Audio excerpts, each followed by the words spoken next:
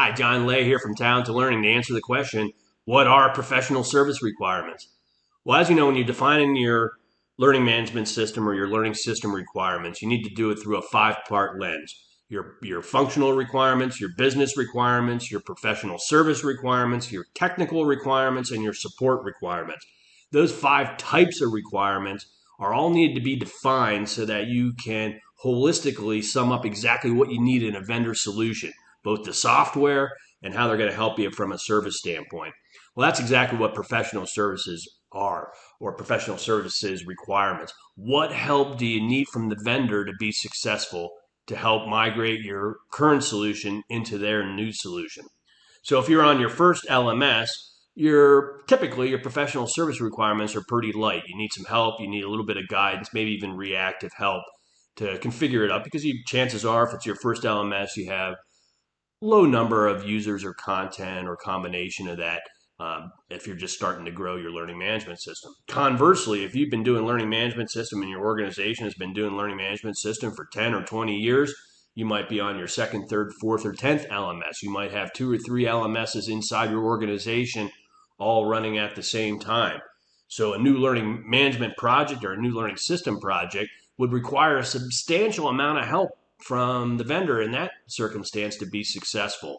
And so defining exactly what that help is a great way to, one, get a price from a vendor in the future that is specific to what you need done, but two, to avoid any miscommunications from the vendor standpoint. If they can't provide that level of service, they're going to bail out of the opportunity rather than try to push a bad position and waste a lot of time in the sales cycle if they don't have the full solution that you need. So there's 1,000 learning systems out there. Nobody provides, out of all of them, nobody provides the exact same level of professional services or the same type of professional services. It varies from vendor to vendor to vendor.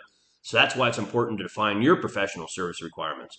So, for example, if you're a big organization, you might have lots of content, lots of organizations, lots of historical training data, lots of e-learning data, lots of documents, integrations to CMSs, SharePoint, single sign-on, CRMs, HR systems, customer systems.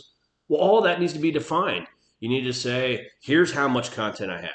Here's how many SCORM courses. Here's how many learners. Here's how many user records. Anything that you can define from what's in your current system and what you're going to need to move to your other system, we're going to need help in doing that. Vendor, it's up to you to provide a solution on how to move us, but here are the services that we need because we know we can't do it all ourselves.